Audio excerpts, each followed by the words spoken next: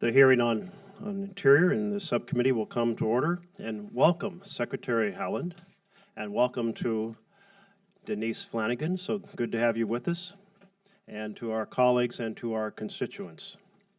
Today's hearing will review the Department of Interior's fiscal year 2023 budget request. And before I get started, I just wanted to highlight that during this session of Congress, the subcommittee, after a conversation that we have had with I've had with Senator Murkowski, we have forgone the plastic water bottles that you see at hearings all across Capitol Hill. And I mention that simply because plastic is becoming an issue that the department is dealing with, that America is dealing with, that the world is dealing with, because it is impacting our lands, our oceans, our wildlife, even our own bodies. And because, Secretary Haaland, under your leadership, the Interior Department is taking steps to address the issue of plastic pollution. And last month you signed a secretarial order to phase out single-use plastics on public lands, and really want to thank you for that effort. Lays out a 10-year plan. I encourage you to consider whether there's a way for it to be a plan that takes less than a decade, given the significance of plastics on public lands. But the fact is that you've taken very significant action, and I applaud that. Turning to the American landscape, I want to start with wildfires that are absolutely devastating to many of our western states. Compared to this time last year, 4 times as many acres have burned in this year, 2022. And it's not just the fires and their impact on the forest, but it's also the enormous risk to our communities and to our citizens, the massive amount of smoke and air pollution that they produce. I will never forget the 2020 Labor Day fires in Oregon, where I traveled some 600 miles back and forth across the state, never getting out of the smoke, and seeing 6 communities absolutely burned to the ground, and then meeting with what became thousands of citizens that had lost their homes, lost everything, and communities that were just absolutely obliterated, and it's so challenging to restore the lives, restore the communities. So fire is a big deal for America. It's a big deal for the Department of Interior, and I'm very pleased that as chair of this subcommittee, I was able to work with colleagues on the bipartisan infrastructure bill that provided $20 billion of appropriated funds to Department of Interior programs for programs within this subcommittee's jurisdiction, and specifically $2.5 billion over 10 years to invest in wildfire risk reduction and ecosystem restoration, including funds for fuel breaks, for hazardous fuels projects, reduce the amount of fuels in the forest, prescribed fires, and burned area restoration. Another effort that we've undertaken is to provide funding for the training of National Guard members to be able to assist and become fire crews when we are in desperate need of additional fire crew members.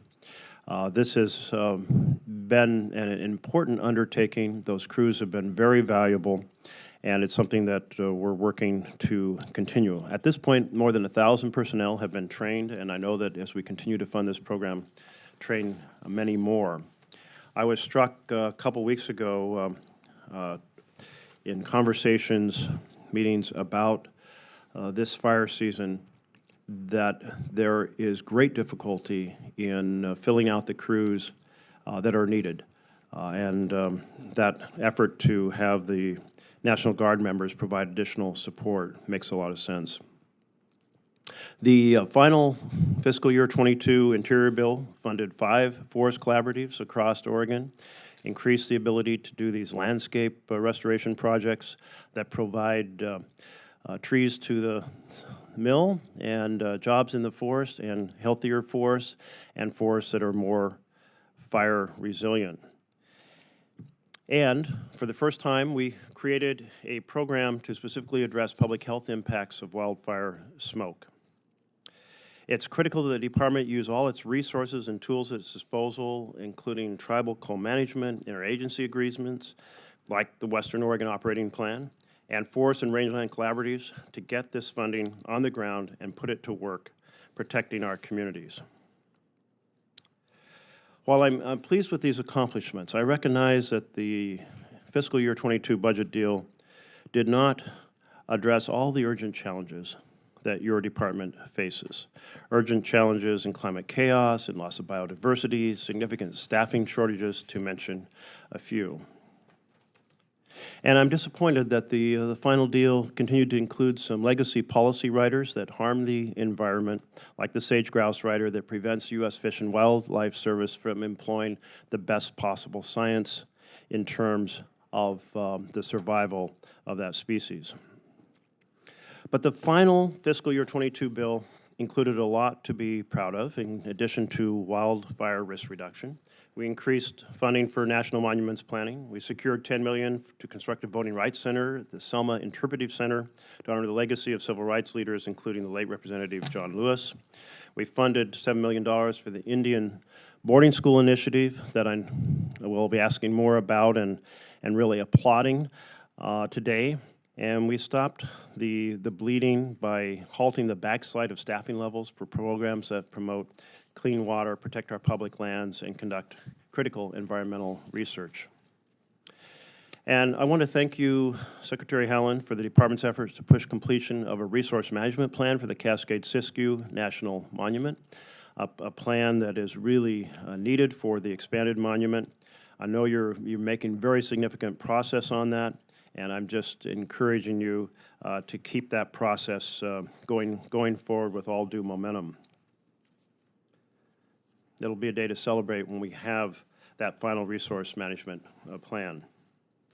And I want to thank you and the department for the wonderful success of the Monarch Summit that we held together last month. I've got my Monarch pin on, and I'll be getting you one as well. And bringing experts together for 2 days to really address this enormous collapse of the monarch population and all its implications was really generated so much energy that you could just sense the excitement in the room that effort was highlighting some very significant issues that need to be highlighted. We're going to have a set of proposals that come out of that. But I just wanted to put up this chart for the decline of the western monarch. We see that in the year 2020, we had less than 2,000 monarchs. That's less than 0.005% of the numbers that we had back in the 1990s. This is catastrophic. We've had a slight rebound, a very good year last year, a slight rebound but we're still less than 1% of the western monarchs. And I've been to Pismo Beach. I've seen the overwintering grounds in California. Actually, it's a whole several hundred sites along the coast where they gather to avoid freezing over the winter. We discovered some very important things in the summit. For example, that climate change is affecting survival because it's upsetting the timing of when the overwintering monarchs leave the coast and the time that the milkweed comes out of the ground on which they lay their eggs. And we found out that the challenge with the milkweed that we might acquire in our nurseries is that it's contaminated with pesticides that can actually kill monarchs. And so we have to have a pesticide-free milkweed production. There's a tremendous amount that came out of that. We have to address this. And this actually isn't just about the monarchs. It's about pollinators in general that play such an essential role in our ecosystem. So thank you so much for collaborating on that, and I'll look forward to maintaining the momentum on the ideas that come out of that meeting. So let me switch to a broader question of climate change. I know that President Biden has publicly advocated for a paradigm shift on how we manage our public lands and waters for energy development, but in practice what we've been seeing is an all-the-above approach, an approach that will not boldly address our climate challenge. And that involves both addressing the demand and the supply of fossil fuels. And we are definitely at a point where business as usual doesn't work. we've just talked about the fires, but there's so much more going on in my home state, the loss of the snowpack, the acidification of the oceans. Everywhere we look, we're being impacted by these changes in a very, very harmful way. It's affecting our fishing, it's affecting our farming, it's affecting our forests. And so I want to encourage the department to do all in its power to boldly address climate. And so just to express some of my concerns, the department's long-awaited analysis of federal oil and gas leasing did not incorporate or address climate change. The department has defended environmental impact statements that do not contemplate climate change, statements that have been rejected by the courts subsequently as inadequate. The administration put forward the largest lease of drilling rights in the Gulf of Mexico in U.S. history, a sale that was also halted by a court challenging the environmental impact statement. The department may have been legally required to offer a sale, but it wasn't legally required to offer a massive sale. And I know you and I have spoken about other aspects of where I think the department can really work to try to boldly address climate as we look at energy resources. And earlier this month, the department released a 5-year plan for offshore drilling. It highlights a range of leasing options, including a no leasing option. There is nothing in the Outer Continental Shelf Lands Act that requires offering these leases. And I urge you to choose the no lease option in your final plan. In Oregon, we are terrified of the impact on our ocean resources. Our salmon, our crabbing, our shrimp, just a whole range of critical ocean resources, and we're very, very concerned about the potential impacts of a disaster on our shoreline, our coastal communities. Oil washing up on the shores would be absolutely devastating. And we simply must adopt more of a keep-it-in-the-ground perspective since we are at this tipping point of the devastating impacts of climate change on our states. The Intergovernmental Panel on Climate Change in its 2021 report used the term, or it called it a code red for humanity, and massing evidence of the catastrophic changes that we're experiencing. In American lingo, we would call this a 5-alarm fire. Record-setting global temperatures year after year, catastrophic wildfires, increasing frequency and severity of storms causing devastating impacts on lands and people, large-scale flooding that heavily damaged Yellowstone National Park is an example, cost millions to repair. Oceans 30% more acidic, impacting our sea life, the fishing industry, and our fishing communities. Droughts devastating the livelihoods of our farmers and our ranchers.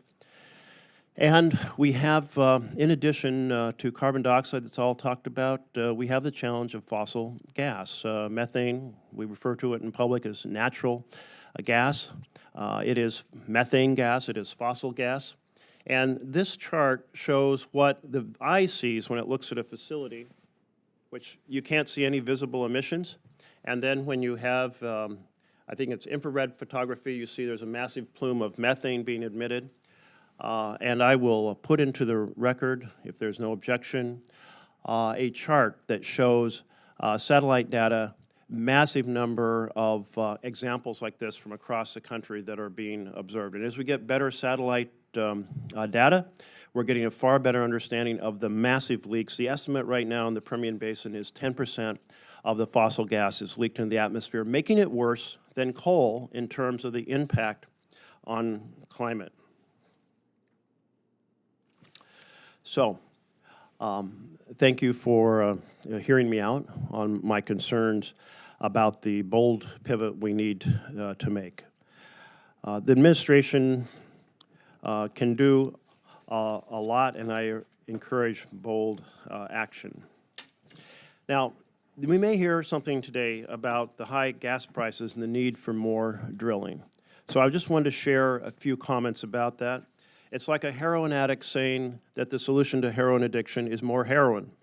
Let's recognize several basic facts. The prices we're experiencing are extremely painful to Americans. They're devastating.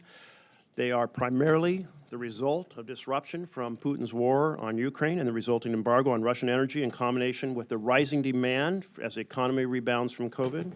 And these prices are also the result of gouging by the oil companies, which have tripled their profit margins from refining. Let's also recognize the oil companies own leases that will allow them to drill on 20 million additional acres of federal land and water that they are not using. If oil companies want to drill more, they already can. Next, that the timeline for building out new infrastructure will not have any impact on the current cost of gas because of that long timeline that it takes. And that the answer in the long term to the high cost of petroleum at the pump is an end to our addiction to that petroleum by rapidly building a renewable energy economy. If we want to stop enriching Russia and Iran, if we want to reduce the price we suffer at the pump, then we need to end our addiction to fossil fuels. Madam Secretary, you have enormous responsibilities that are so important to our lands and the future of this country. I know you are absolutely dedicated to that efforts. We'll explore many of that through the questions today, and I really appreciate your service. With that, let me turn this over to Senator Murkowski. Thank you, Mr. Chairman. Good morning, Madam Secretary. Welcome back to the committee. Look forward to the opportunity to discuss the President's budget request this morning and a number of specific activities that the budget proposes to support. I appreciate my colleague and the chairman leading off with a discussion about fire. It's pretty tough in Alaska right now. We're up to about 2.8 million acres burned already. We had 13 new fires just in the past 24 hours. The smoke issues, particularly in the interior, have been a real challenge this summer, but we've seen it out in other parts of the state as well. It's dry, and the good news for us right now is that the rains are coming, and that's a positive, but we need to make sure that we're not just praying for rain as the policy here, to make sure that the fire threat doesn't bring about further damage. Obviously, some differing views on the committee here in terms of our energy resources and how we utilize them to the benefit of our country, certainly to the benefit of places like Alaska, which is, of course, a producing state. So I'd like to talk about a few of the issues. And I'll be a little parochial here just to start off, but on Friday, the Bureau of Land Management released a draft supplemental EIS for the Willow project within the NPRA, and I think you saw the press release on that. I welcomed that step. I can't stress enough the need for the department to move forward with final approval for the Willow project. It is my very sincere hope that the department will soon be able to issue permits so work can begin on this project during the upcoming winter season 22-23. We have had the conversation, Madam Secretary. I've had the conversation with the President. I've had the conversation with just about everybody in the administration that will listen to me on Willow, because I firmly believe that we need to have a realistic plan for the future of our energy supply, and I think that Alaska definitely fits within that plan. The chairman mentioned the near-record high gas prices that families are seeing. It's bad all over the country, but if you're in a community like Yakutat, I follow the weekly gas prices in various communities around the state. Yakutat is paying about $7.25 a gallon for fuel. It's just tough. And so they're asking me, what are the tools that are available? What can the administration be doing? What can Congress be doing to help dampen these price increases that we're seeing? And for me, it comes down to the basics of economic supply and demand. And I am one who believes very strongly that the administration and here in this country, we need to use those tools at our disposal to increase domestic production, to improve our energy security, particularly as we're seeing the global disruptions and the unrest. And I've said it before, and I'll say it again, Alaska stands ready, willing, and certainly able to be a big part of that solution, all while we insist on meeting the highest environmental standards in the world. The chairman has mentioned the 5-year plan for the offshore oil and gas that the department recently proposed. And again, given what we're seeing here at home, over in Europe, I truly believe that our national security interests require that we increase our domestic supply of these resources, including from our offshore areas. You know, I've heard the reference before that oil is an addiction. I recognize that we have a reliance on it. But when I think of an addiction like a heroin addiction, I think about it as something that there is no upside to heroin addiction. Our reality as a country is that we have a resource that not only we need right now, but the world needs right now. And it is not just to fuel our vehicles. I think we're moving to different transportation fuels, but that is a transition. But everything that we use practically has some aspect of petroleum in it. And so until we can figure out what that substitute is, this petroleum base that really powers and moves and allows us to function as a modern society is something that is in demand. And again, we can choose to look to others to meet that demand and make ourselves more vulnerable, more reliant on others, and particularly others that don't even like us or whose environmental track record is awful or whose human rights track record is awful. So I have said, as we transition from a fossil-based society, a transition requires that there be a path forward that is sensible for your economy and sensible, really, technologically. And so we got a lot of work to do there. I feel strongly when it comes to the 5-year plan that the administration has to move quickly to finalize a plan that keeps at least the current acreage available for offshore leasing, including in my state. But your proposed plan included the option of holding no lease sale at all, which I think that's unacceptable.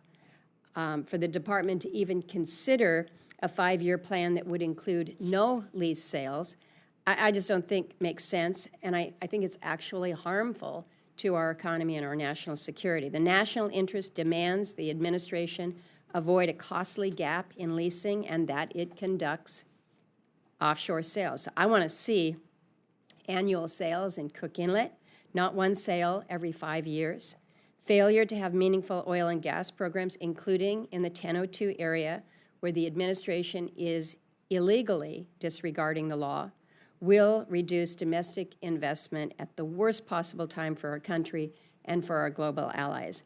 I think the president needs to focus on places like Alaska, not Saudi Arabia, not Venezuela, not Iran, and then work with us to achieve just that.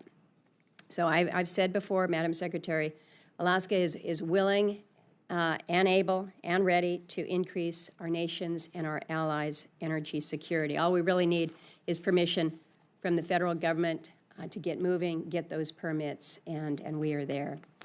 Another area where I'm hoping to see progress with the administration is in its commitment to mineral development. I do appreciate the President's invocation of the Defense Production Act and the Department's budget request to support critical mineral efforts. I think, again, making sure that we are focusing on supply where we have the supply, and we certainly have that in this country, matters. Domestic supply matters to our energy security. It also matters to our mineral security.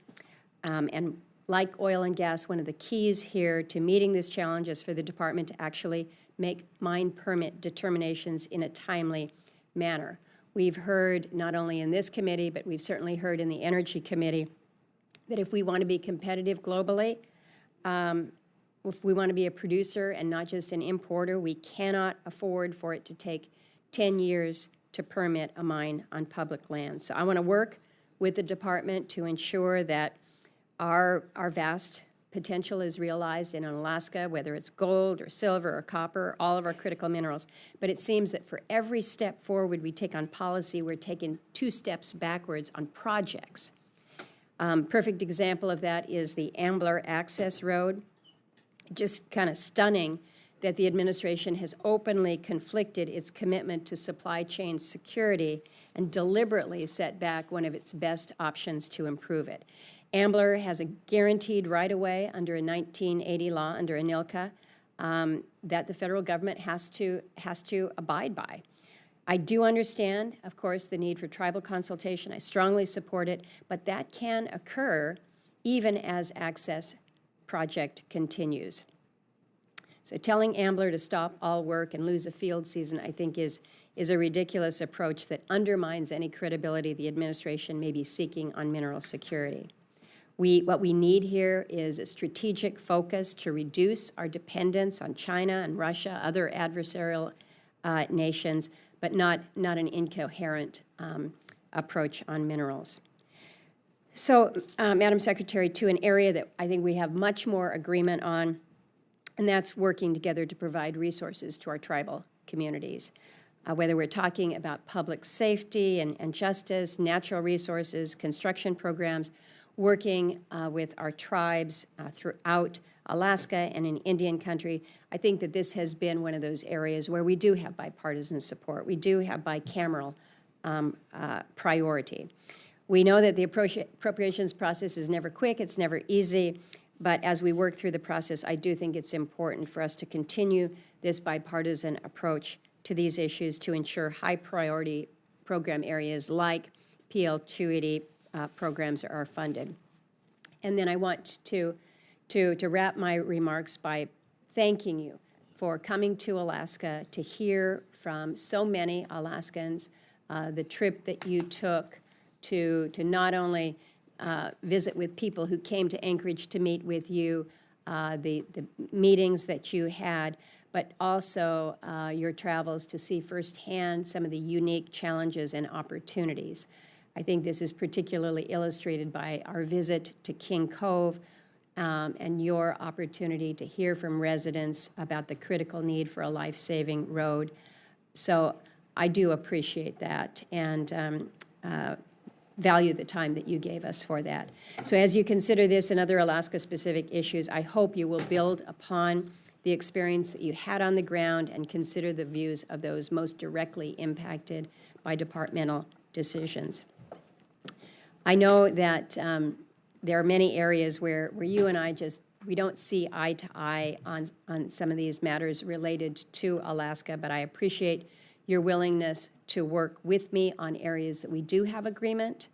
And I am ever hopeful that as you're continuing to hear from Alaskans, you will come to understand our state and the potential that it has really as an economic center and what we can provide and contribute for energy and mineral security, while at the same time an equal priority is to protect and care for our lands and our people. We need a lot from the department, more than we're getting right now, but thank you for being here. Mr. Chairman, I appreciate a little indulgence with the length of time in opening, but much to be said this morning. Thank you, Madam Secretary. Thank you, Mr. Chairman. Thank you very much to our ranking member, Senator Murkowski.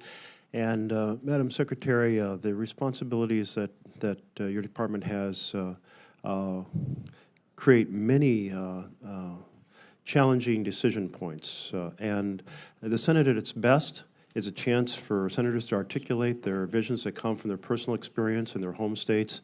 You've heard a little bit of the diversity of opinion this morning, and I think that's a healthy thing for a hearing to be able to express those opinions and thoughts, and the administration now gets to wrestle with them. With that, we're looking forward to your opening statement. Thank you. Thank you, Chairman and Ranking Member Murkowski. And members of the subcommittee, it's an honor and privilege for me to be here on the ancestral homelands of the Anacostan and Piscataway people to speak with you today on behalf of the President's 2023 budget for the Department of the Interior.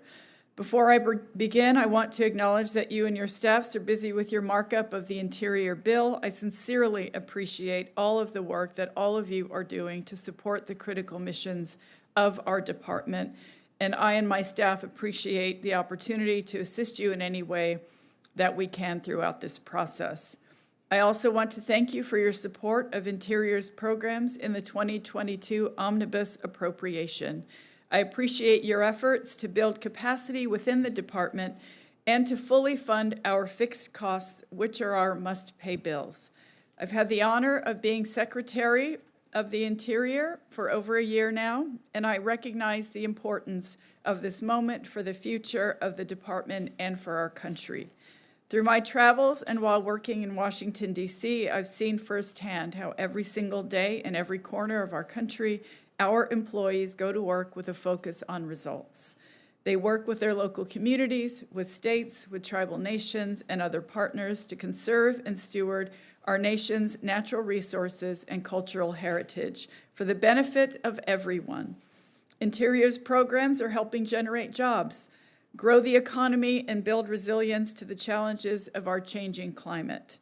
Just last week, Assistant Secretary Estenos and I viewed the devastating flood damage in Yellowstone National Park, and we met with Senator Tester, Senator Daines, and Governor Gianforte and other local leaders to discuss ways Interior can repair the damage and restore access to the park.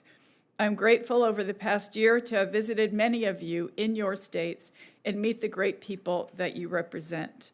The work we do would not be possible without your leadership and support, and I look forward to our continued partnership. Working together, we can make tangible differences in the lives of families across the country. With your support, we have already made great progress. In the last year, we took steps to accelerate the development of renewable energy on public lands and waters. We launched the Federal Indian Boarding School Initiative to address the intergenerational impacts of Indian boarding school policy. We deployed resources to build resilience to address the drought crisis. We pursued justice for missing and murdered Indigenous people and worked to keep tribal communities safe and help communities prepare against the threat of wildfire by strengthening our federal firefighting workforce and the resilience of our lands. We also began implementing the Bipartisan Infrastructure Law, a once-in-a-generation investments that will help communities to tackle the climate crisis while creating jobs, advancing environmental justice, and boosting local economies. This funding is already at work at Interior, kickstarting ongoing efforts to address intensifying drought, wildfires, flooding, and legacy pollution. The President's 2023 budget complements this with a request of $18.1 billion for the Interior Department. Of this, $16.6 billion is within the jurisdiction of this subcommittee. Our total request is a 12% increase from the 2022 enacted appropriation. Specifically, the President's budget invests in our country with an unprecedented total of $4.5 billion for Indian Affairs programs focused on tribal sovereignty and stronger tribal communities. Up to $1.5 billion for wildland fire management to increase firefighting capacity, continue the transformation to a more permanent and professional wildland fire workforce, and ensure federal firefighters are paid at least $15 an hour. A total of $4.9 billion across Interior to strengthen natural resource management and improve the resilience of tribal and Interior managed lands, $125 million to advance the President's ambitious clean energy goals by increasing offshore wind energy power generation and permitting of onshore renewable energy technologies. More than $1.4 billion for research and development programs across the department to ensure science continues to underpin Interior's core mission activities, and implementation of our department-wide diversity, equity, inclusion, and accessibility initiative to proactively advance equity, civil rights, racial justice, and equal opportunity. I have great ambitions for the Department of the Interior and what we can accomplish on behalf of the American people. Working together, we can do more to create good-paying union jobs, increase the resilience of our lands, expand our ability to fight wildland fires and mitigate drought, strengthen tribal nations, and improve the lives of Americans everywhere. I look forward to continuing our strong partnership. In conclusion, we're doing our part to advance priorities that build a better America. Thank you again for having me and our Budget Director, Denise Flanagan. We're happy to answer any questions that you may have. Thank you very much, Madam Secretary, and we, without objection, will put your full testimony, written testimony, into the record. We'll begin rounds of questioning now, 7 minutes. I will stop asking questions when my 7 minutes are up, and I'll ask everyone else to do the same so that we can make sure everyone gets a chance to make inquiries that are important to these issues across the country. Let me start with the Klamath Basin. The Klamath Basin in Oregon has experienced many, many years of drought, a number of worst ever drought years, and it puts enormous stress on the water resources that have declined both with the changing weather patterns and also the loss of less water coming out of the Cascade snowpack. And Congress has provided $162 million in the bipartisan infrastructure law and more than $16 million through the Fish and Wildlife Service for the Klamath Basin, helping to address those issues. But these funds will be funds that will not last forever, and the question is kind of what is the plan to be able to help the basin figure out the path for the future under these difficult circumstances. I really appreciate that a team led by Liz Klein just recently completed a trip to the basin, and your department has convened a number of roundtables with stakeholders. So just what is the status of that $162 million, and how will the funding be distributed, and what is the timeline? Chairman, thank you so much for the question. And first of all, I think you know how much we all care about the Klamath Basin, and we have people in our department. Liz is one of those, Tanya Trujillo, another, and of course, Camille Tootin, who every single day work on this issue. And there's not enough water, obviously, and that is the incredibly challenging piece of all of that. I thank you for recognizing that we're doing our best to work with partners on the ground. I think it's incredibly important that we are in contact with the people whose lives are affected by this issue. And I just want to assure you that every single day our team is working with partners in the states to evaluate the options for renewing discussions about how to foster the long-term issues moving forward. I think that we will take our cues from folks on the ground and know that our team is dedicated. I wanted to also recognize that the tribal communities are important in this piece as well. You might know that I had a chance to meet with all those folks virtually, and just understand that even though there might be, people don't agree on everything, they agree that they care deeply about this place. So thank you, and we're happy to keep you informed of the progress on this issue as we move forward. Thank you. I absolutely will follow up, because how we spend that $162 million is going to be so important to the future and success of all the stakeholders in the basin. I want to commend you for your leadership on the Indian Boarding School Initiative. You've embarked on a mission to document a dark chapter in American history. Just fully supportive of these efforts, and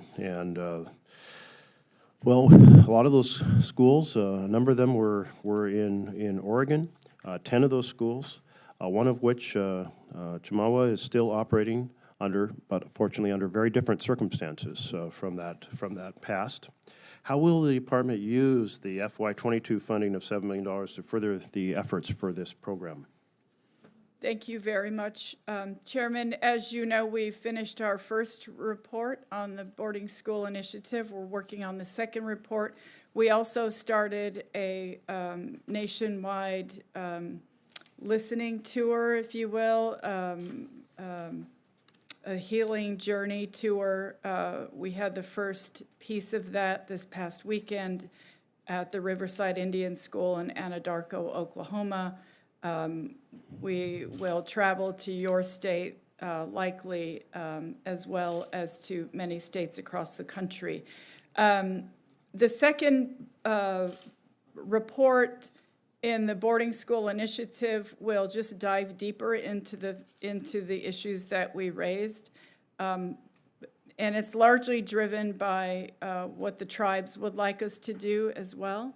So we're keeping close contact with all of that. We appreciate your support. There's more work to do to bring closure and healing to this issue.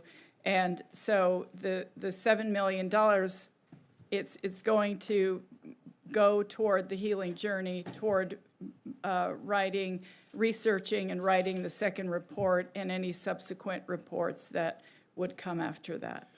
Well, I think we're all going to learn a lot from this effort. It's an incredibly important effort. Thank you. Public Law 280 is a nearly 70-year-old law affecting criminal jurisdiction in tribal lands in 6 states, including Oregon. I know that criminal jurisdiction on tribal lands is complicated. The situation for each affected tribe is unique. But essentially, there's 32 tribes across the country that should qualify for funding assistance with their criminal jurisdiction programs that have not been included in the past. And this is profoundly unfair. And I want to draw it to your attention, and I want to advocate that these 32 tribes be treated fairly.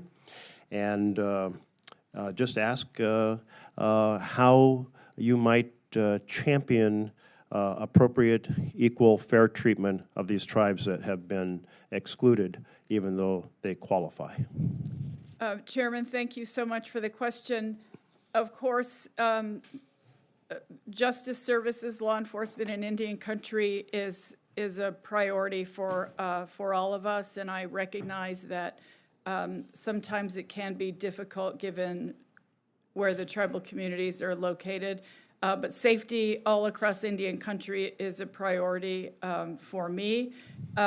We have focused on increasing capacity in areas where we have existing law enforcement programs, growing our missing and murdered unit, and I know you were supportive of that, so thank you. Improving detention and correction centers.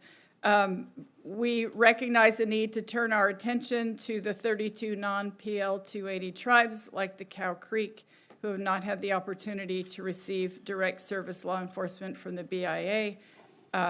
For tribes in this situation, we're looking at strategies to provide them an opportunity to receive law enforcement funding in a manner that doesn't diminish the level of support for tribes who are in these, who receive the law enforcement services for funding. So it's a good balancing act. But I assure you that we care deeply, and this is an issue that we'll continue to work on. And of course, we're happy to be in touch with you about it. Thank you, Madam Secretary. I appreciate your recognition that those 32 tribes deserve to be included in the program, and we'll work with you in that regard. And let me turn this over to Ranking Member Senator Murkowski. Thank you, Mr. Chairman. Madam Secretary, you know very well the issues related to our legacy wells up north, particularly within the National Petroleum Reserve. We provided significant resources to the department to address these. Last year, $22 million. But what we're hearing is the concern, and I know it's been raised with you, that these wells are not being plugged to the appropriate standards. In March, there were There were releases that came from previously plugged legacy wells. Once they're plugged, they shouldn't be a problem. But what we're facing is the standards that are used by the state government in Alaska are more stringent, and they result in better remediation outcomes. I don't know if this is a staffing issue at BLM. If so, we can work to address that. But I need you to commit to me to have BLM review the remediation and plugging standards that are used by the state of Alaska to see what improvements can be made to BLM's own standards. And I'd hope that after you get such a review, we can sit down and work through this. Absolutely.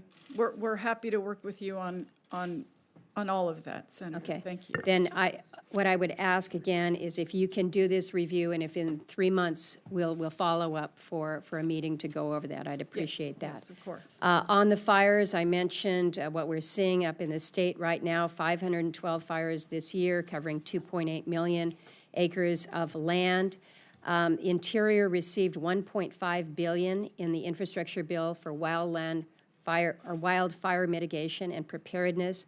I think it goes without saying, but we certainly need funding to conduct the hazardous fuels reduction. Can you tell me how much of the infrastructure money has been distributed and how soon you expect to see that funding get out the door? Thank you so much. The bipartisan infrastructure law provided over $1.4 billion for Interior's fire programs over a 5-year period. Wildland Fire Management Program allocated $407 million in 2022. The Interior and U.S. Forest Service recently announced $120 million will be paid out as a supplemental salary payments to wildland firefighters. That was so we could raise everyone's pay to $15 an hour. Some programs will take longer to implement fully because of upfront planning and other requirements. And can I stop you on that? Yes. Because when I asked a similar question in the Energy Committee recently to Chief Moore, he said you need to have a plan. This is an issue where, again, I think the states have plenty of plans that are out there, and so I'm not sure where the issue is in getting these resources directed out to the states. So I'm trying to follow this through with Forest Service. So if there's still some delay, if we're waiting for plans, in the meantime, places are on fire. Yeah. So can you help me in understanding what more we can be doing to get these funds out the door? I'm happy to go back to, as you know, we work with the Forest Service quite a bit with respect to wildland fire. I'm happy to have someone follow up with your staff on this issue and make sure that everything is in place and willing to do whatever we can to make sure it happens. I appreciate that. Mm-hmm. I mentioned the 5-year plan and Cook Inlet, and I think there was a lot of concern in May when the department canceled Lease Sale 258, citing lack of industry interest. And I can say with real certainty that was not the case. But in the environmental analysis, the department's experts stated that if no lease sale occurred, the price for gas would increase, as would emissions due to use of alternative fuels. So, I mean, the problem that we're facing here is in Alaska, we're already paying some of the highest gas prices in the country. And so it was just kind of stunning to people to actually read the department's own words that canceling this sale would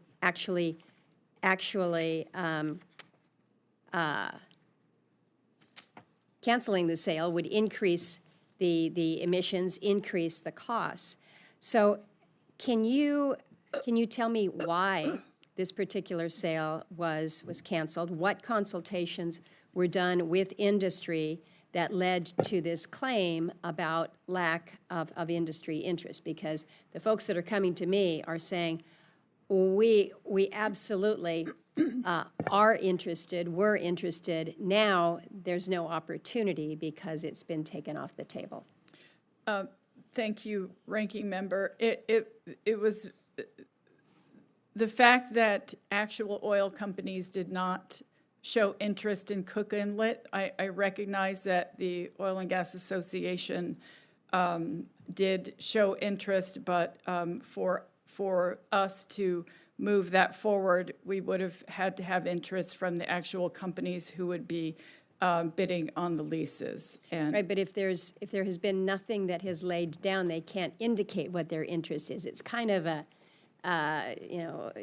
chicken and egg or horse before the cart. I mean, but what happened was there was no ability, no opportunity to even show an interest because the sale was entirely canceled. Well, I appreciate your perspective on this, and I'm not sure what to say other than what I have already said. In any other lease sales, we have actual companies showing the interest. The industries, they put forward, ideas for those opportunities, and we didn't get that with respect Secretary, my time has expired. I will just share that what we face is that 80% of the natural gas that comes to the most populated portion of the state comes out of that Cook Inlet. And there is a real concern that now that this is taken off the table, what comes next? Thank you, Mr. Chairman. Thank you. Thank you. Senator Heinrich. Thank you, Chairman. Secretary, welcome. I've been very glad to see the funding from the Great American Outdoors Act begin to go to work over the last couple of years. But I'm deeply concerned about agency process bottlenecks that really frustrate our ability to get LWCF, Land and Water Conservation Fund projects done in a reasonable time frame. And I certainly recognize the importance of accurate and professional appraisals, but I don't understand why that process should take years, as it often now does. That was not the case in the past in these agencies, and it's not the case in the private real estate market, certainly. So what can we do to ensure that Land and Water Conservation Fund projects can be completed in a time frame that works both for the public but also for the landowners who engage in these transactions? Thank you so much, Senator. It's nice to see you. Good to see Thank you. you for the question. So we're working with our LWCF bureaus and the Appraisal and Valuation Services Office to set up a comprehensive review that looks at the root causes of these delays, and that includes internal processes and external factors as well.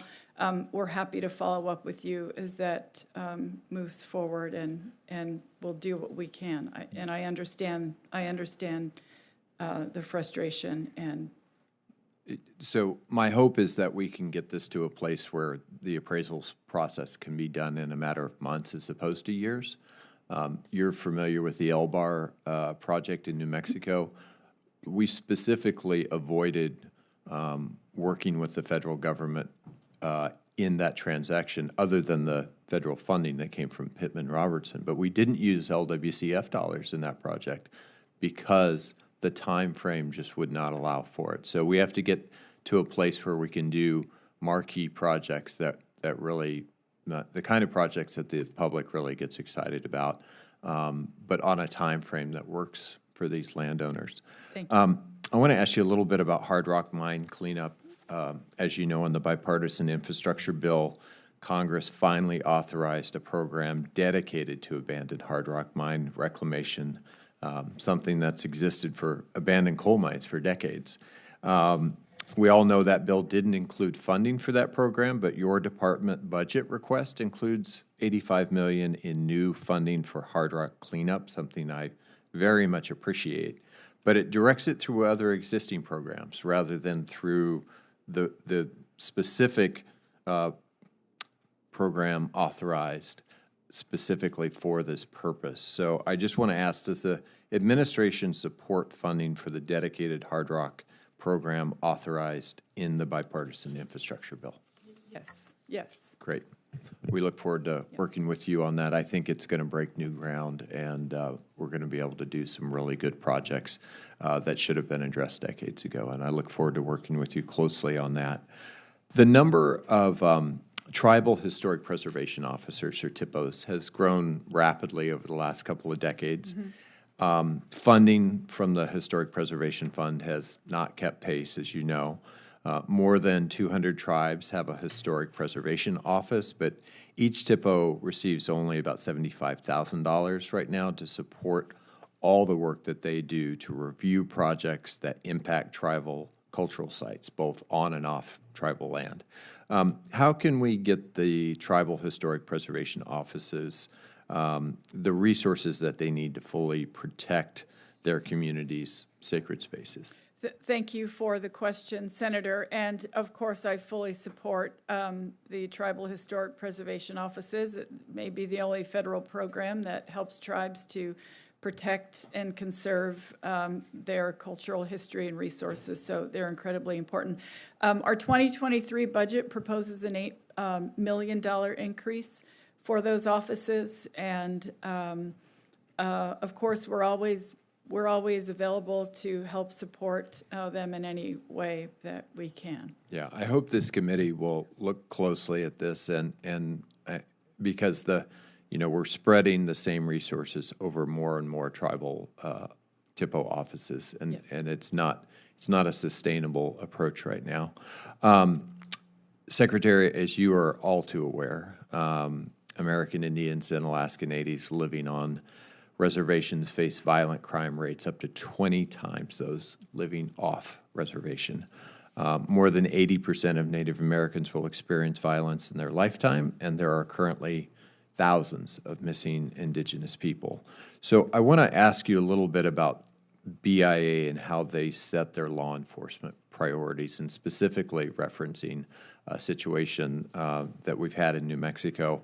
Basically, why, instead of focusing on this crisis that is truly a crisis, are limited BIA resources being used to enforce federal cannabis laws on reservations where cannabis has already been legalized by the sovereign tribe there? Thank you for the question, Senator. And of course, I believe very strongly that we should respect tribal laws and work in partnership with tribes on their public safety priorities. And they know their communities far better than we ever will. Of course, this question also involves the authority and policy of the Department of Justice, and I respect that we have to have an administrative approach to this, so it's absolutely noted. We have been approached by tribes on this issue as well, and so it's something that we are not ignoring. I appreciate that, and I think this is a conversation that I look forward to continuing, because I just think it's a horrible misappropriation of focus at a time when we have such pressing needs. And obviously, in my state, the state has chosen to legalize cannabis. A number of tribes have followed suit.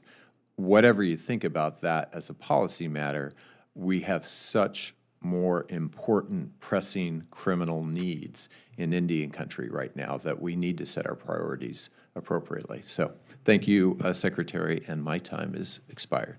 Thank you, Senator. And Senator Hyde-Smith is next. Thank you, Mr. Chairman, and thank you, Secretary Haaland, for being here today. Madam Secretary, the draft proposed program issued recently by the Interior Department, in my opinion, it's just full of ambiguity and uncertainty for the oil and gas industry, ambiguity.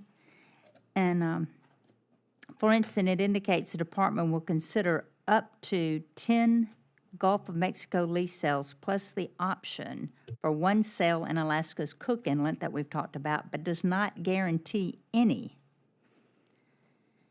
What are the odds that the department could break with the past precedent and exercise the option to hold 0 lease sales as the proposed 5-year lease plan is finalized? Thank you very much for the question, Senator. And first, what I'll say is that we do have a 90-day public comment period. Obviously, those comments that come in will be factored into any decisions that we make, and I can't prejudge anything at this time, but I absolutely appreciate your perspective and know that we will work to have a balanced approach to this issue, and happy to stay in touch with your office as we move forward. So you do think we will have some lease sales? I can't prejudge this issue until we come to a decision. That will be after, we will work on that more after the 90-day public comment period. Outer continental shelf oil and gas has lower greenhouse gas intensities than fossil fuels used to substitute for energy not produced in the Gulf. Importing foreign energy also increases emissions because other countries sending us these resources have lower emission standards than we do. Are you aware that a no-sale option could in fact increase the price of all energy, oil, gas, coal, and electricity? Thank you for that comment, Senator. I appreciate that. So are you aware that it could increase the price of the energy, oil, natural gas, coal, and electricity is a question? I appreciate your perspective on this. When we are talking about our 5-year plan and our job at the Interior, we don't take cost into consideration in that respect because we're focusing on managing our natural resources. But because their standards are lower, their emission standards are lower, I mean, you don't agree that that could increase the price? Senator, I'd be happy to follow up with your office on that if you would like. And I appreciate the question. And I appreciate the question, but I'd also appreciate an answer. What I could say is that I know that there's a lot that goes into the price of fuel, and I know it's expensive right now. As I have said many times before, there are about 9,000 approved drilling permits across the country currently that are not being used. 10.4 million acres of offshore federal waters already under lease. As of July, approximately 3/4 of active leases on the OCS are non-producing. I know that there's a lot that goes into considerations with the price of fuel, but I want to assure you that at the Department of the Interior, we're doing our jobs to and following the law to move any of these issues forward. Okay. And talking about those leases, let's talk about permits. What is your department doing to streamline the approval of right-of-way permits so gathering lines can be installed more quickly on public lands and to help make sure companies can use those 9,000 federal permits the White House keeps referring to and capture methane during production? Thank you for the question. I would love to follow up on this question with your staff. I know that that is an issue. We take our job seriously, Senator. I know that it's important for us to, thank you. It is important for us to move this issue forward, and BOEM, the Bureau of Ocean and Energy Management, continues to advance permits for these activities, and 49 have been issued since November of 2020. Has there been the permits for those 49 issued as well? 49 permits have been issued since November. G&G permits have been issued since November of 2020. Of the leases, you have 49 permits. Yes, ma'am, as I understand it. Okay, in your opinion, what is the earliest we can see a lease sale? I can't prejudge that. Your department has issued a draft plan to the public, but has yet to file the request for information that I'm sure you're familiar with, which is the action that triggers the first 45-day comment period that is necessary. As you know, pre-leasing activities such as area identification, NEPA review, environmental impact statements, and other activities are allowed so work can begin as quickly as possible once the lease is finalized. Since your department is already well past deadline for conducting lease sales, what progress has been made inside your department on preparing a request for information on any pre-leasing documents to ensure the most efficient transaction once lease is finalized? Thank you, Senator. I guess I want to just make sure that I mention the fact that the reason why this 5-year plan has been late to begin with is because it was dropped by the last administration. They started it and didn't finish it. We picked it up after that. They took no further action after releasing the draft proposed plan in 2018. So we're moving forward expeditiously on the next steps. We have 2 steps of 5 completed. We released the proposed program on July 1st. The environmental impact statement, we began the 90-day public comment period, as I have mentioned. That started on July 8th. And then we will incorporate input to develop and publish the proposed final program, which can be approved by the Secretary and adopted 60 days later following presidential and congressional consideration. So it's the last administration's fault, who, by the way, was energy independent? Thank you, Senator Hyde-Smith. Your time is expired, but you're welcome to adopt a second round if you'd like. Thank you. Senator Reed. Well, thank you very much, Mr. Chairman. Welcome, Madam Secretary and Ms. Flanagan. There has been throughout the morning, beginning with the chairman, a discussion of the Biden administration's policy on gas prices, oil and gas leasing, and you've mentioned some facts, and I'd just like to get them right back on the table if I could. And you may answer these questions a yes or no, but Madam Secretary, is it true that in the first year of the Biden administration, we produced more oil from federal lands onshore and offshore than in any year in history? Yes, Senator. Is it true that oil companies have nearly 9,000 approved but unused drilling permits? Yes, that's correct.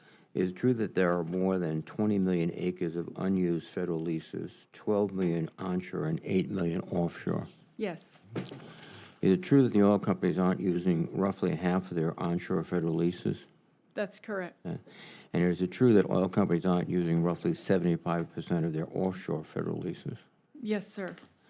So it seems one conclusion is that even though there is ample capacity to drill, that the companies, for reasons related to the business, have decided they're not going to drill, or because of the price of oil is so high right now that they literally can make more money just extracting from existing wells and not increasing production, which would lower costs. Is that one possible analysis? Well, I think there's a lot that goes into what the cost of fuel is, and I think there's a lot happening around the world that have caused fuel prices to go up. No, I think there is, and I think also, too, we're at a moment where as the automobile industry announces that within 10 years or so they'll just sell electric cars. I think there's a lot of discussion among the boardrooms at hydrocarbon companies of do we really want to make billion-dollar investments? But I think these factors are beyond the administration's control. They're the decisions of the companies that are making them at the moment. I want to thank you for joining myself and all of my colleagues and delegations in the White House and Congressman Langevin and Cicilline last summer when you signed in a ceremony the formally establish the boundaries for the Blackstone River Valley National Historic Park and in making it an official unit of the National Park Service. And thanks to the tireless work of the Park Service as well as state and local officials and volunteers, we've already received a recovery and revival of dozens of historic villages and along the river, kayaking, sports, hiking. But the Park Service still has a long way to go, as you well know. They have to acquire the old Slater Mill, which is literally the place where the Industrial Revolution began in the United States, complete its general management plan, build out administrative offices. I'm glad to see that the administration put a slight increase in the budget this year, but I'm convinced they're going to need more resources. So I would ask you to commit to work with me in my office to increase funding so that we can really tackle the establishment of this park. Absolutely, and thank you, Senator. I was happy to join you for that issue. The 2023 budget includes $1.9 million for the park, and that would support fixed cost increases and staffing capacity, which I know is important during these times. We want the park to grow, and so there is a budget in there for that. I would mention it runs into Massachusetts, so this is a two-state enterprise. And also, I must give credit to my predecessor, John Chafee, who really started this process many years ago. And he'd be very happy today. We've talked about offshore wind. Rhode Island has the only offshore wind project in the United States. It was built, and it was built very efficiently. We're generating power now for the entire island of Block Island, and actually excess power is going into our state grid. And we're also committed to purchase another 600 megawatts of offshore wind power. Indeed, the New York Bight wind energy area is talking about $4.4 billion sale of energy, hydro and energy power, wind energy power. One of the players in this whole process is BOEM, and they were very responsible and very responsive when we were doing our project. But they have to be very cognizant of other stakeholders, particularly fishermen. And this is an issue that I would ask your attention to. The BOEM released a draft fisheries mitigation guidance last month, but I think much more should be done. And can you indicate what other steps BOEM might take or will take to expedite the licensing of these projects? Thank you for the question, Senator. And I know that BOEM takes this charge incredibly seriously. They do include the fishing industry in the leasing process and all the proposed projects that they do. They have stakeholder engagement consistently. Since 2008, BOEM has invested more than $70 million on environmental studies that address renewable energy issues, including developing fisheries, best management practices under these circumstances. I know that moving to clean energy or transitioning to a clean energy economy, it's not without important issues. So I know that BOEM cares deeply. The fishing industry is incredibly important, not only to the economy, but to the health of our country. And so, we're happy to speak with you about this if there's other ideas that you have, but I want to assure you that they are working very hard to make sure that the industry is fully engaged in the process and the projects that we are doing. Thank you very much, Madam Secretary. Thank you, Mr. Chairman. Thank you. Now, Senator Haggerty. Thank you, Senator Merkley, Senator Murkowski, for holding this hearing. Secretary Haaland, thank you for appearing here today. We got some very bad news this morning. The consumer price index inflation posted at 9.1%. That's a 40-year record high. If you look at gas prices at the pump, they're at all-time record highs. American families are suffering tremendously right now. Secretary Haaland, you're responsible for granting oil and gas leases on federal land. Federal lands account for about a quarter of U.S. oil production. Yet on July 1st, despite the fact that American families are facing record high prices, your department announced that it might not issue any new offshore oil and gas leases for the next 5 years, and you limited yourself to a maximum of 11 leases. And in the process, your department said that this, quote, significantly narrowed the 47 leases proposed by the previous administration. And in support of this effort to reduce U.S. oil and gas production, you declared, and I'd like to read the quote, "From day one, President Biden and I have made clear our commitment to transition to a clean energy economy."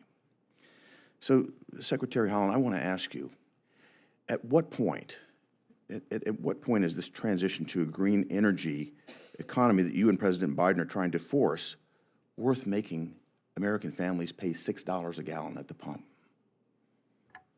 Senator, thank you for the question. And first of all, I completely understand. I raised my kid as a single mom. It's hard, it's difficult, right? And I have had those experiences. So I want you to know that I care deeply about American families who are suffering right now. Of course, we're still coming off of a 2-year pandemic that really affected our country in so many ways. I do want you to know that the vast majority of U.S. oil and gas production occurs on private lands. Federal lands have produced more oil than any time in our history. So you're telling me that the Biden administration is a champion of oil production here in America? I'm just saying that because of the way the leases and permits have gone over the last several years, oil production from federal lands and waters right now is at an all-time high. Well, I think it's important what you signal to the marketplace. Chairman Reed brought this up. American oil and gas companies are not investing right now because the environment has been terrible for them. You've created an environment here. You've sent every message since this administration took office that you will ensure, that the Biden administration will ensure that oil and gas investments do not pay off in America, killing the Keystone XL pipeline. You think about the message that comes to the industry when they find out that you're not going to allow new leases on oil and gas properties, or you're going to limit yourself to only 11 over the next 5 years at the maximum. This is sending a very bad message. What I need to understand from you is at what point does the pain that American families are feeling that you indicate you're appreciative of, is it $6 a barrel that you say, I'm going to give up this attempt to force this green new energy program and go back to maximizing oil and gas production here in America? At what point will you commit, and I'm asking you to commit, to increase oil and gas production to address the pain that American families are feeling? Senator, I would like to also mention to you, and I've said this many times, there are 9,000 unused permits currently, permits that oil companies can use to drill that are not being used. Onshore, more than 12 million acres are under lease. Offshore, 8 million acres are under lease. So I just want to make this clear. Then you are saying that the Department of Interior under the Biden administration is championing oil and gas production here in America. Well, I can say that because of how things have gone over the last several years, there are thousands of permits and land under lease that could be used by these companies to drill. What we need to see to address the pain at the pump right now is an expansion of supply. You have many tools at your disposal, and as the Secretary of Interior, I'm asking you, will you commit to use every tool at your disposal to expand oil and gas production at this point, given the pain that we're suffering right now?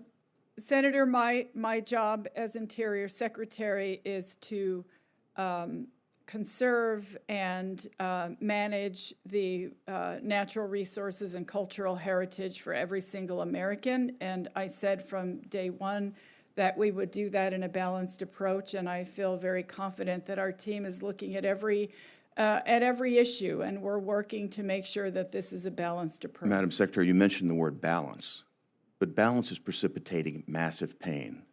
If you think about where gas prices were the day that your administration took office, $2.30-odd a gallon. We're now looking at $6 a gallon oil, gasoline at the pump. American families are suffering dramatically. And I'll come back and ask you again, at what point do you back off this attempt to force a transition to green energy? At what point will you use the tools at your disposal to expand oil and gas production here in America? Senator, thank you for the question. And I know that nationally, as of July 11th, gas prices are at $4.68 a gallon. That's still incredibly high. And Senator Murkowski mentioned that in Alaska they're a lot higher. I understand this, and I understand exactly what that means because I have been in positions like that in the past. I implore you to use that understanding to feel that pain and do something about it. You have the power. You control a quarter of the production lands here in America, the oil and gas leases that could be permitted. Please commit to me that you'll do everything in your power to use your authority to expand production now. Senator, there are 9,000 unused drilling permits right now today, and millions of acres. I've heard this statistic cited. That's less than 10% of the total that we're talking about. That's a distortion. That's a distraction. I'm asking you to send the message to industry to do everything that you can to expand oil and gas production. You will not commit to doing that, Secretary? Senator, again, I would just like to say that oil and oil production is at an all-time high on federal lands currently at this time. What we need to see is a message to the marketplace that expands production, not constrains it. How do you explain the record high prices that we're experiencing if it were not for that? How do you explain the fact that we're no longer in a position to be a net energy exporter? How do you explain the transition from $2.30 gas to $6 a gasoline that's happened in the 18 months that this administration has been in office? Senator, thank you for the question, and we're more than happy to follow up with your office. I'm very disappointed that you're not able to commit to the simple notion that you should use the authority that you have, Madam Secretary, to expand production now to alleviate the pain for the American public. We are suffering dramatically. Our economy is in tough shape, 9.1% inflation right now, and record high prices. Thank you, Mr. Chairman. Thank you very much, Senator Haggerty. Senator Feinstein. Thank you very much, Mr. Chairman. I'd say to the senator, it may just not be this woman's fault. Let me read you something from the Los Angeles Times. Officials recently announced they were unable to fill about 1,000 temporary firefighter positions and looking to make emergency hires by shortening the onboarding process. As California faces what's expected to be a punishing fire season, only 62% of federal firefighter positions here are filled, according to a source within the agency. Before 2020, nearly all spots nationwide typically would be filled at this time of year, said the source, who requested anonymity to discuss sensitive internal matters. In addition, roughly a third of all Forest Service fire engines in California are on 5-day staffing, meaning there aren't enough crew members to operate them 7 days a week. An additional 13% of engines are, quote, down-staffed, end quote, essentially parked because of a lack of firefighters, the source said. So I don't blame this person. Something is wrong in the system. Somewhere, somebody's putting a hold on things in the fact that they are disguised, they take the blame, and fire rises throughout my state. I am really concerned about it. The Forest Service has acknowledged challenges in reaching this year's national target of 11,300 firefighters, especially in the Pacific Northwest and Southwest regions, which include Oregon, Washington, and California. The recruitment and retention problems are in areas, quote, where state and private firefighter wages are outcompeting federal firefighter wages, housing costs are not affordable, and positions are in remote locations, the agency said in a statement. Would you support that?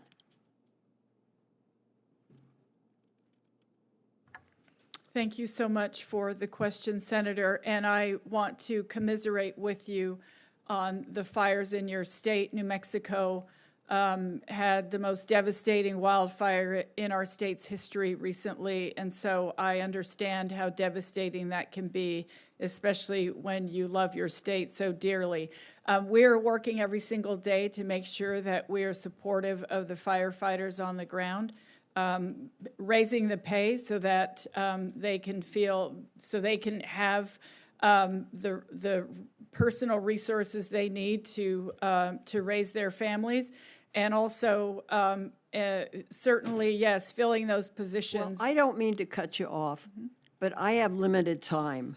My understanding is, as far as California is concerned, there are 1,800 federal wildland firefighter vacancies. Is that correct?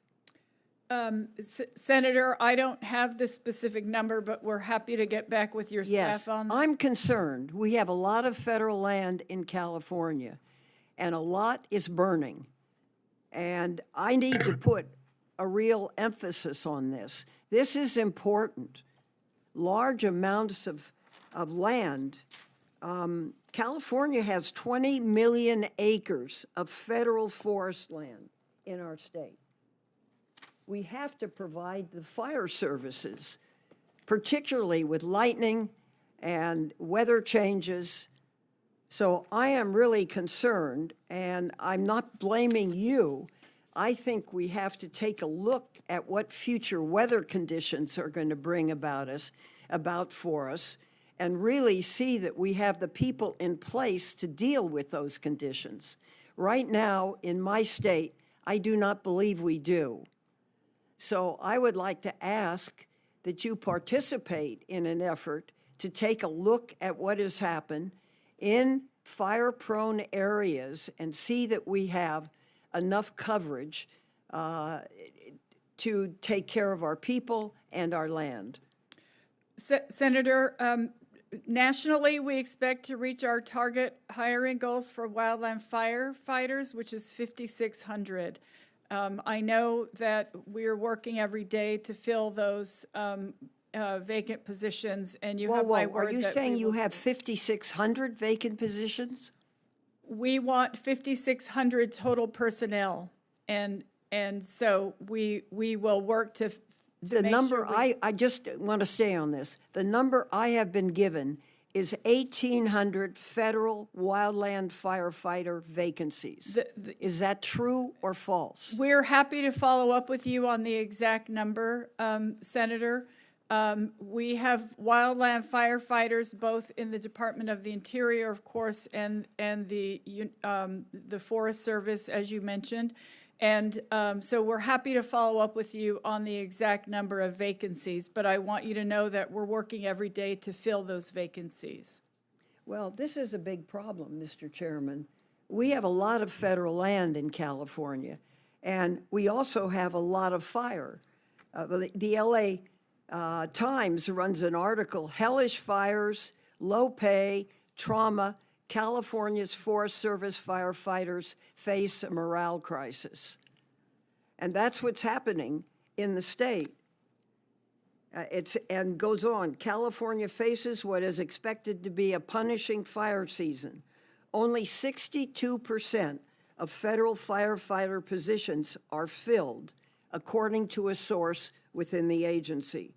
Before 2020, nearly all spots nationwide typically would be filled at this time of year, said the source, who requested anonymity to discuss sensitive internal matters. You're under oath. Are those figures correct? Senator, I don't have the exact figures, but we will absolutely reach out to your staff as soon as I get back to my office. Well, Mr. Chairman, this is World War III for me. I cannot let the state burn and knowing that positions that we passed are not being filled. Senator, you're absolutely right. There are a tremendous number of vacancies. The recruitment is very difficult. I do note that the Interior Department is working towards year-round positions to try to have wildland firefighters be able to do hazardous fuel reductions when they're not fighting fires. They have implemented the $15 minimum pay, which is helpful but not competitive with the state positions in California. And I just appreciate that you continuously really advocate for this, because our western states are burning. We need our firefighters. Let me go on one more. I will. In addition, roughly a third of all Forest Service fire engines in California are on 5-day staffing, meaning there aren't enough crew members to operate them 7 days a week. An additional 13% of engines are downstaffed, essentially parked because of lack of firefighters, the source said. Thank you, Senator, and we can put into the record and do some follow-up questions, and I really appreciate your bringing attention to this issue. Yeah, I appreciate it. This is the Los Angeles Times, June 14th. Without objection, entered into the record. Thank you very much. Thank you. Senator Blunt? Thank you, Chairman, and Secretary, good to have you here today. Congress, a few years ago, mandated that states would have a wildlife action plan. In our state, in Missouri, we have great outdoor recreation, we have great hunting, we have great fishing. For a long time, one of the oldest and most successful conservation commissions in the country was funded just by hunting and fishing licenses. Our state added 40 years ago a sales tax for conservation and parks. I don't know any state that's done a better job trying to fund its own efforts for conservation. But the congressionally mandated state wildlife action plans, effort to be sure that we don't have things moved to the endangered species list. For that plan to be successful, we need more than the amount of money that Missourians have been able to dedicate to that. Senator Heinrich and I introduced the Recovering America's Wildlife Act. Under that act, Secretary, you'd be in charge of implementing the act, and the act is designed to help for the states to be able to mandate their own state wildlife action plans. How large a role do you see for your department in trying to tell the states what they need to do as opposed to implementing the funding that this act would provide? Thank you, Senator, for the question, and thank you so much for your efforts to conserve our country's wildlife. And of course, I feel very confident and grateful to my team at Interior, because we want to be able to work with everyone to make sure that we are achieving our goals. I could say that the Fish and Wildlife Service would help prevent the need to list species, for example, recover these species expeditiously. We could amplify partnerships, support conservation on private lands, leverage money, and so forth. I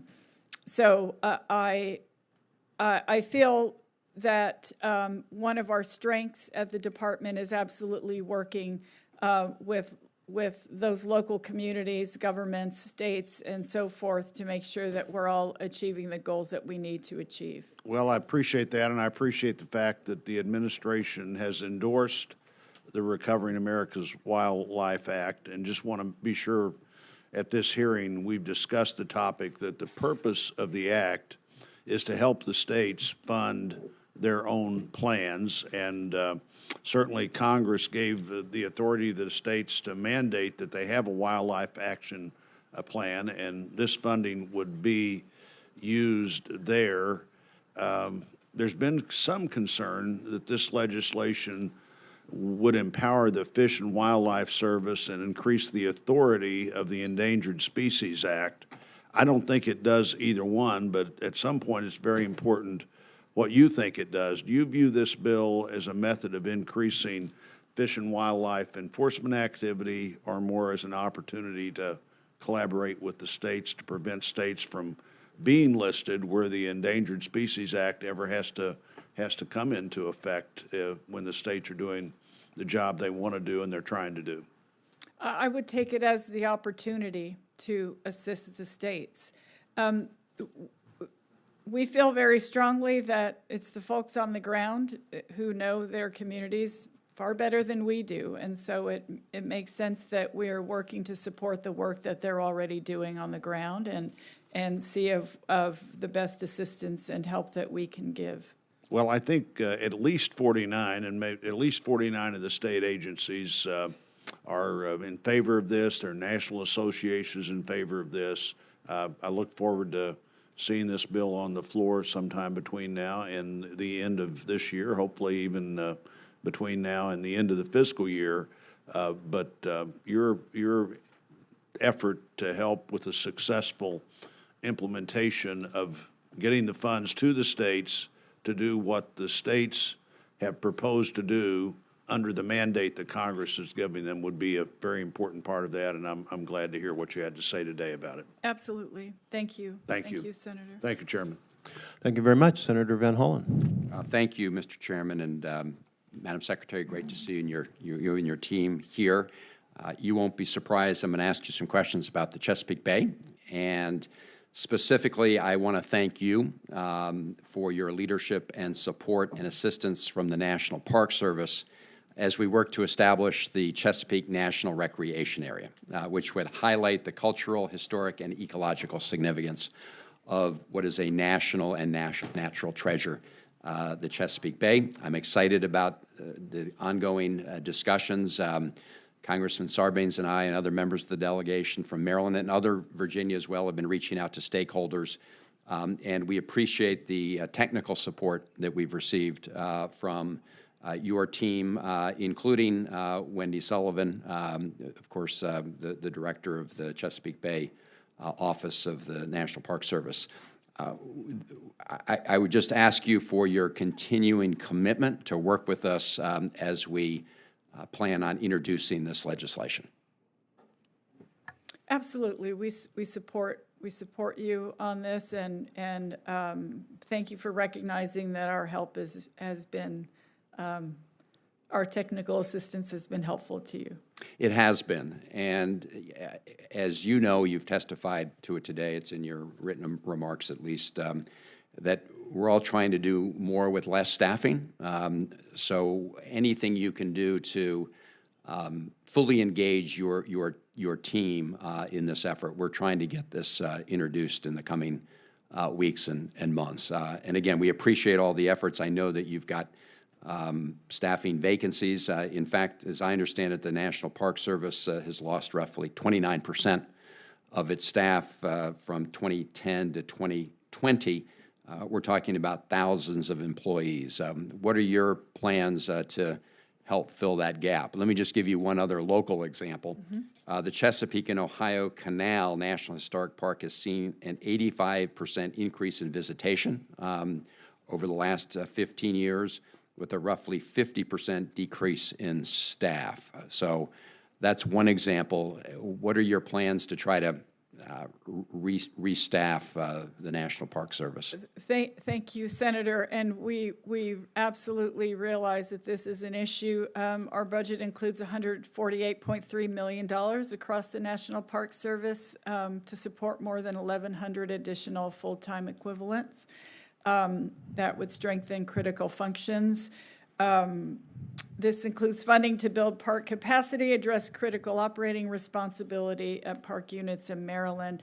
I know that I just came from Yellowstone, and there's always an issue with housing too. You know, well, you probably saw the video of one of their the staff housing floating into the river after the flood. So I know that housing is an issue for National Park Service staff as well.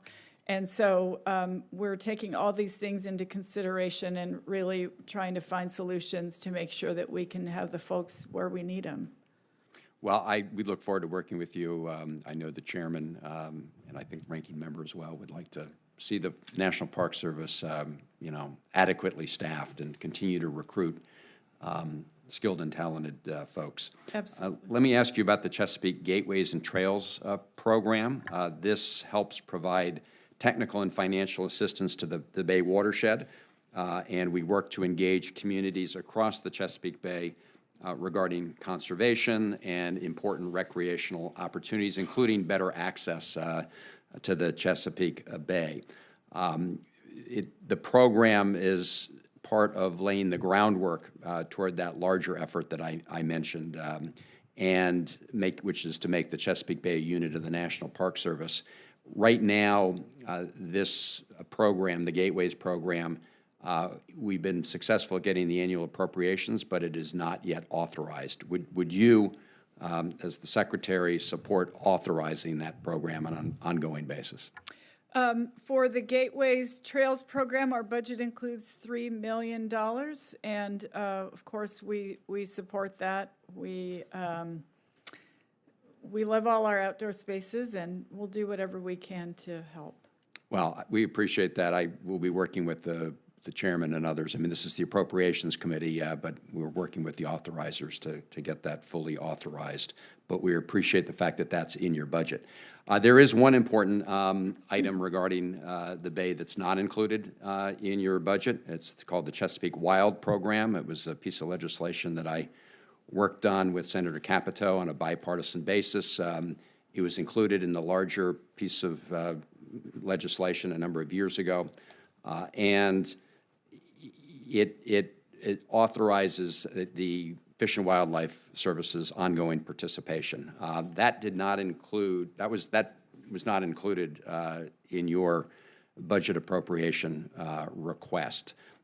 Can you assure us that you'll work with this committee to make sure the Fish and Wildlife Service continues to remain engaged? We'll be pressing for the continued appropriation, in fact, an increased appropriation for that. Absolutely. It's a wonderful program. There was $4 million available for these grants that was funded through the 2022 appropriation. We know that it funds, supports locally driven conservation, which is, it's very important. So thank you, yes. I think the goals of this program are consistent with the administration's move to ensure that we're conserving these spaces for Americans.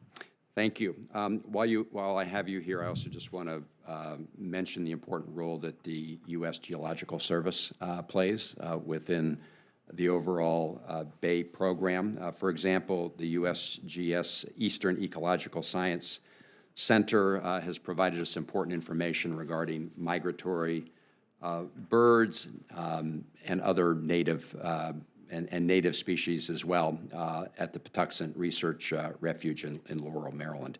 Do you have any thoughts on how we can increase the collaborative efforts with respect to the U.S. Geological Service as part of the Bay effort?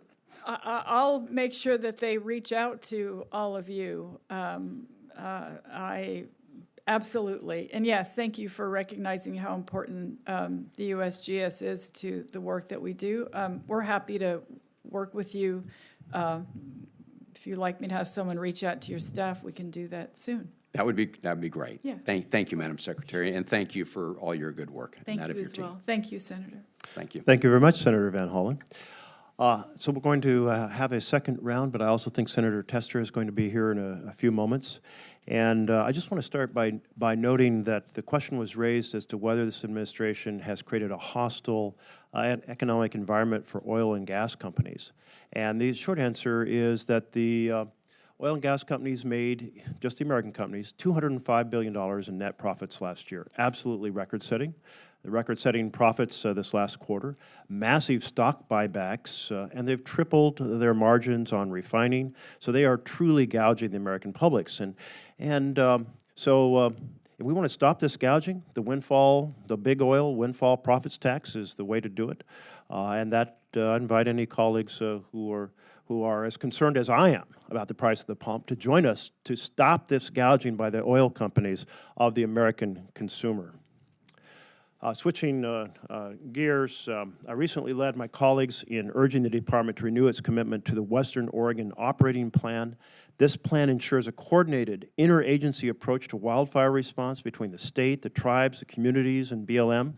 This is so important that we put into the fiscal year 2022 omnibus direction requiring the BLM to maintain or expand the scope of that agreement, which means no shrinking of the agreement. But despite that, we keep hearing concerns from the Oregon governor, local officials, emergency managers, Oregon tribes, that BLM is seeking to shrink the scope of the agreement.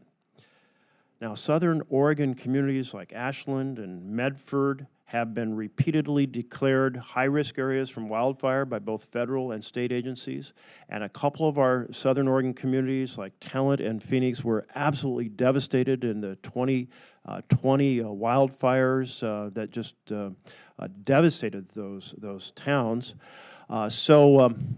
Will the department honor the requirement in 2022 fiscal year to make sure that this Western Oregon operating plan is maintained in its full scope and functionality? Chairman, thank you so much for the question. And of course, the BLM remains committed to maintaining the mutual aid response agreements for wildland fire management. The BLM partnered with the Oregon Department of Forestry for 2022 and 2023 years, and they're discussing currently 2024. Absolutely, and that discussion is being directed by what we put into 2022, that it be maintained in its scope and functionality, and I want to make sure that I have your commitment that will honor that requirement in the 2022 bill to maintain the scope and functionality of that plan. Yes, Senator. Thank you. Yes, thank you. Absolutely. We understand. Fire is it's a top priority for our department across the board. So we understand how important this is, and I appreciate your concern as well. We're happy to work with you always. Well, I appreciate the commitment you've expressed to make sure it sustains its scope and functionality. Incredibly important to my state. I'm going to squeeze in one last question before I turn this over to Senator Tester. The department has noted it's going to be considering a listing for the monarch on the Endangered Species Act in the year 2024. That should send a signal that we have 2 years to do everything possible to restore the monarch. As I pointed out in the beginning, even after a big rebound, we have less than 1% of the historic number of monarchs. Children are growing up whose parents saw these butterflies everywhere, never seen one, and they play an important role as pollinators. We know that we have to massively increase the habitat, and we can use public lands, we can use highways, we can use conservation agreements, but we need to be able to populate those lands with both flowers producing nectar and also milkweed for caterpillars. And those flowers that produce nectar are great for all of the pollinators. So we have to develop a massive effort to restore flowers and milkweed. And I know that the department was just fabulous in partnering on the Monarch Summit. This, of course, pollinator, nectar-producing flowers are so important to a whole range of pollinators, certainly our bees as well. And I just want to ask, will you continue to work over these 2 years before to do everything we possibly can to massively increase habitat for the monarch and other pollinators? Thank you, Senator. I appreciate so much your dedication to this. So with the $4 million increase provided in 2022, just so that you know, the service will inventory and monitor pollinators, support on-the-ground projects for monarch habitat restoration, and stand up a new Office of Pollinator Conservation. Of course, that funding also helped with the Monarch Summit for National Pollinator Week that we hosted along with you.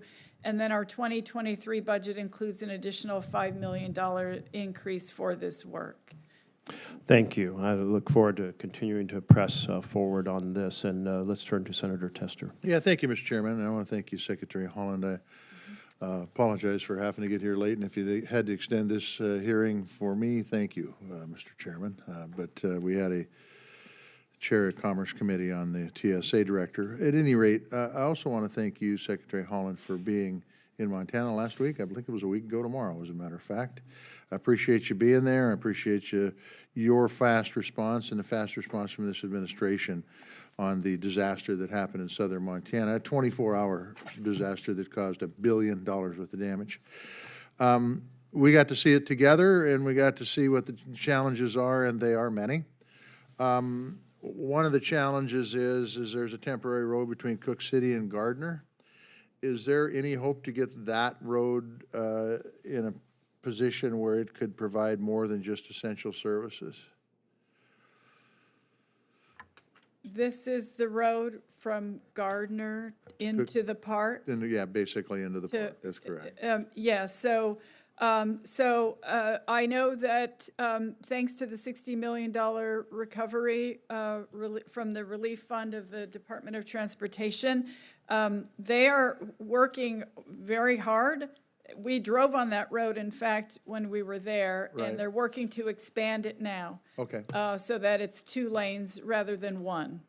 So I know that it takes a long time to make assessments when the damage is this bad. From the folks you've talked to, and you may not be able to respond to this, if you can't, I understand, is there any hope to getting access to the northern part of that park open before the season ends?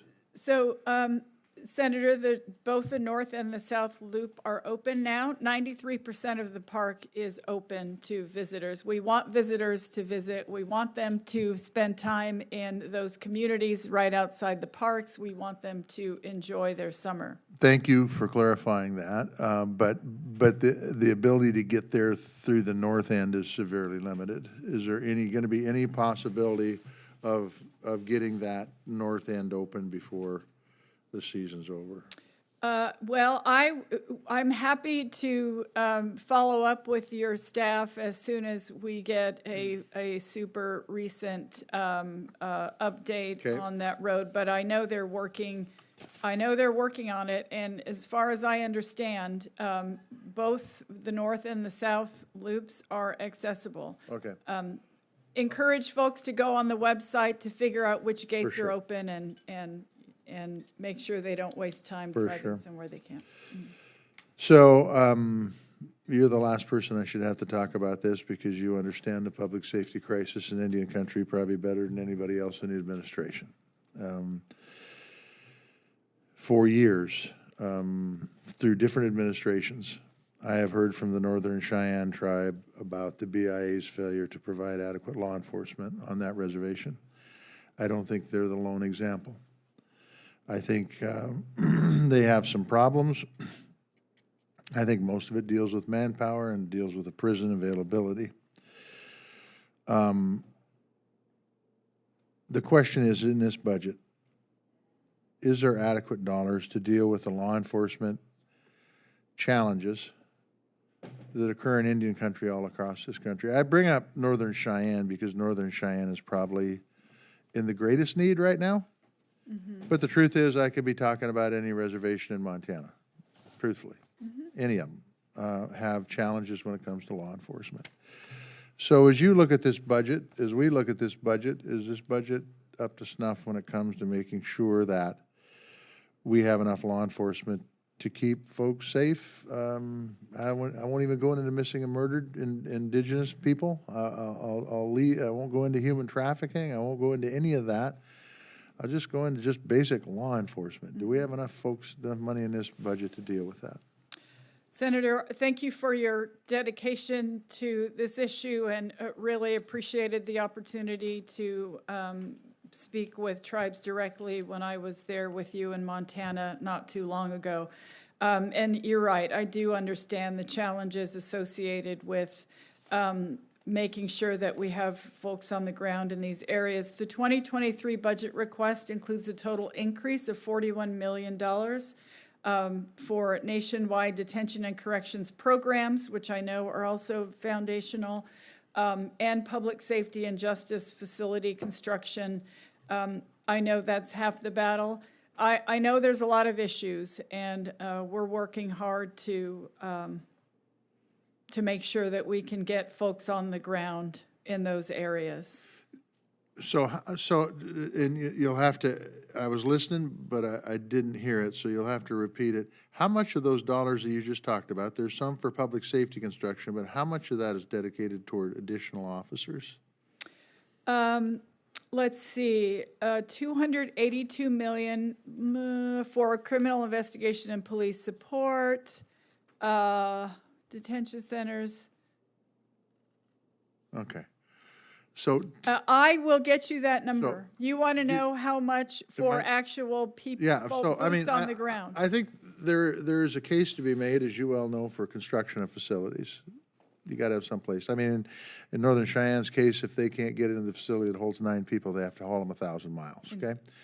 But, so there's a case to be made for public safety construction. There's also a case to be made for manpower.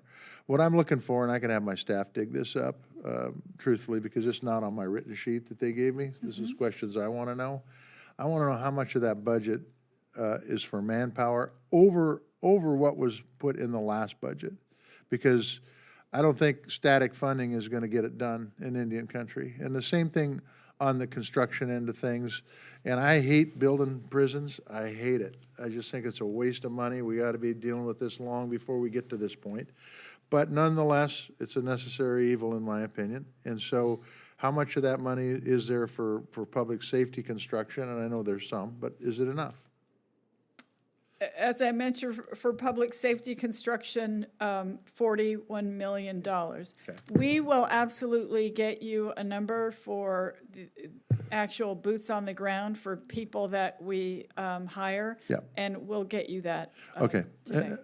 Thank you, and I know you will, and I appreciate that. I think that as I look at these large land-based tribes in particular, and those are the ones I'm familiar with, because those are the ones we have in Montana, law enforcement is a continual challenge. By the way, water's a challenge, schools are a challenge, housings are a challenge. I mean, go down the list, and law enforcement is a challenge. So thank you very, very much. Yes, thank you, Senator. Thank you very much, Senator Tester. And one of the issues I raised earlier here in the hearing was that there are 32 tribes that are not receiving any funding for law enforcement, though they fall into the same qualifications, and advocating that we try to start figuring out how to help those that have none while sustaining and increasing the support for the tribes that are receiving some support. Madam Secretary, thank you for your testimony. And Ms. Flanagan, appreciate you being here to support that. The record will remain open for members of the committee to submit questions for the record or statements that they would like till July 20th. And of course, we'll get those questions for the record to you and your team at Interior.